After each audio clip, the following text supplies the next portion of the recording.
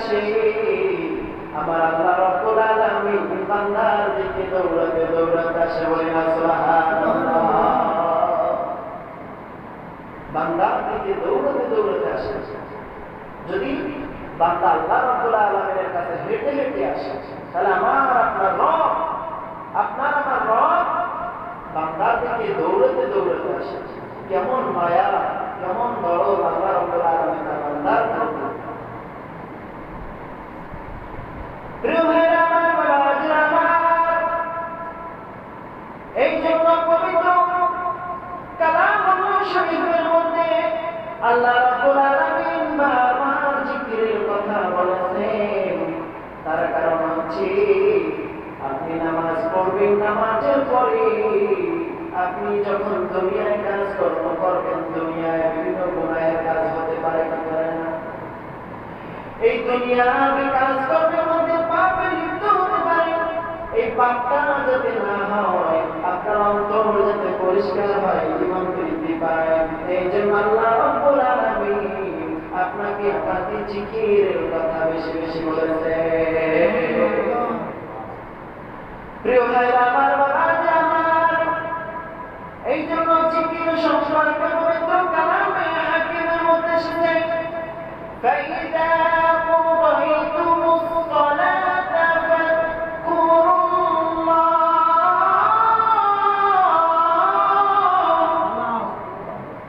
الله رب العالمين এই কারিমার মধ্যে বলেছে যখন তোমরা ফরজের নামাজ আদায় করবা পাঁচ ওয়াক্ত নামাজ এই নামাজ আদায় করার পর নামাজ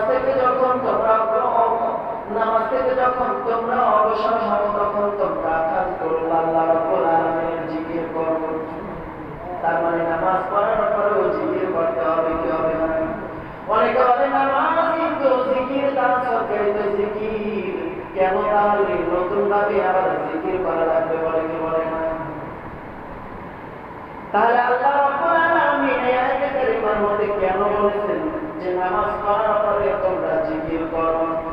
তাহলে তাদের কথা মতো বোঝা যায় যে যদি শুধু নামাজ জিকির হতো তাহলে আল্লাহ রাব্বুল আলামিন যে আয়াতখানা বলেছেন এই আয়াতের অর্থ এইটা হওয়া লাগতো যে তোমরা নামাজ থেকে অবসর হওয়ার পরে নামাজ পড়ো কিন্তু আল্লাহ রাব্বুল আলামিন তো বলেছেন নামাজ পড়ার পরেই তোমরা জিকির করো তাহলে যারা এই কথা বলে যে জিকির লাগবে কেন তালিমি জলসা লাগবে কেন এটা দরকার নেই এটা বলা যাবে না আল্লাহর হুকুম জিকির করার মাধ্যমে আপনার আমার অন্তরে ইমানে নূর বৃদ্ধি পাবে ঈমান বৃদ্ধি পাবে অন্তরে প্রশান্তি পাবে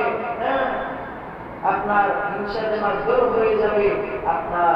ইবাদত বন্দেগীর মধ্যে বরকত আসবে ব্যবসা বাণিজ্যের মধ্যে অনেক বরকত আসবে করে থাকবে অনেক লাভবান হবে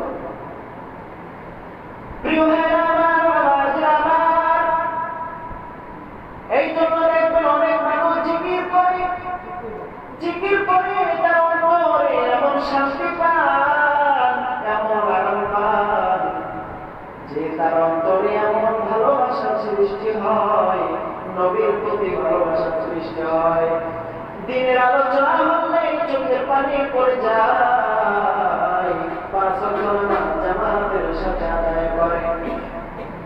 জিকির করার কারণে তার অন্তরে এমন ইমানি নূর বৃদ্ধি পায় জিকির করার কারণে তার প্রতি আল্লাহ তাআলার মহব্বত ভালোবাসা অন্তরে সৃষ্টি হয় না চাইতে মসজিদের খিদমতে নিয়োজিত না চাইতে মসজিদের দিকে দৌড়াতে আসে তার কারণ হচ্ছে একমাত্র তার অন্তরে আল্লাহ রাব্বুল আলামিন ইমানি নূর বৃদ্ধি করেছে সুবহানাল্লাহ সম্মানিত হাজিরিন এই সম্পর্কে আল্লাহ রাব্বুল আলামিন কোরআনুল কারীম থেকে একটা আয়াত আমি বলে দিচ্ছি দলিলের শুনবেন আল্লাহ রাব্বুল আলামিন বলে দিয়েছেন ইদা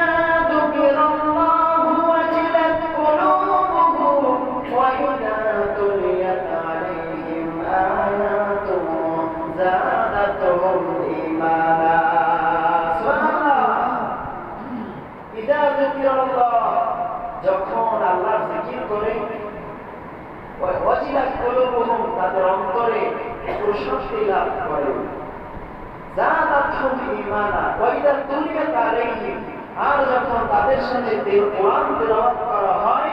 যাদাতহুম ঈমানা, তাদের ঈমানকে আল্লাহ তাআলা বৃদ্ধি করে দেন। বলেন না সুবহানাল্লাহ।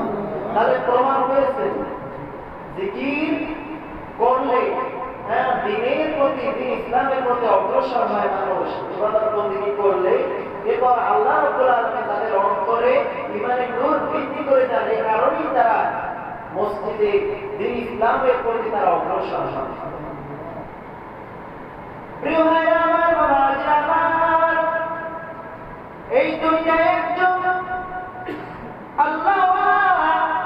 আল্লাহ তাআলা বলনেওয়ালা, আল্লাহ বলনেওয়ালা যতদিন একজন মানুষ থাকবে, এই দুনিয়ায় যতদিন একজন কালেমাওয়ালা মানুষ থাকবে, এই দুনিয়ায় যতদিন একজন জাকের বান্দা থাকবে, ইসরাফিল ততদিন সিজদায় ফুৎকার দিবে না। সুবহানাল্লাহ। এই দুনিয়ায় যতদিন একজন জাকের বান্দা থাকবে, ততদিন ইসরাফিল সিজদায় ফুৎকার দিবে না। তার মানে আল্লাহ আল্লাহ বলনেওয়ালা মানুষ যতদিন থাকবে, কিয়ামত ততদিন হবে না। এজন্য বেশি বেশি জিকির করবে, ঘরে জিকির করাবেন, আপনি করবেন, সবাইকে জিকির করাবেন, কথায় কথায় আপনার জিকির উচ্চারণ করবেন। হাঁটতে চলতে হুজুর খেয়েছেন, ব্যথা হয়েছে, মা শব্দটা না বলে আল্লাহ বলবেন, দেখবেন আল্লাহ তাআলা বিপদ আমার দূর করে দিবেন। প্রিয় ভাইরা আমার, বাবাজিরা আমার, আপনারা ভালো করে জানেন হযরতে নূহ আলাইহিস সালাতু ওয়াস সালাম, তার জামানায় তার কওমেরা তাকে বড় জ্বালাইত, তাকে বড় কষ্ট দিত। শেষ পর্যন্ত ধৈর্যহারা হয়ে আল্লাহ রাব্বুল আলামিনের কাছে বদদুয়া দিলেন। আল্লাহ রাব্বুল আলামিন ডাক দিয়ে বলেন, নূহ রে, আমি চাই তুমি আবার নতুন ভাবে জীবন যাপন করো। ও নূহ, তোমার কওমদের উপরে অচিরে আযাব আসতেছে, তুমি একটি নৌকা কিস্তি তৈরি করো। মনোযোগ দিয়ে শ্রবণ করবে। একটি কিস্তি তৈরি করো, নৌকা তৈরি করো, বিশাল নৌকা, মরুভূমির মধ্যে অনেক বিশাল।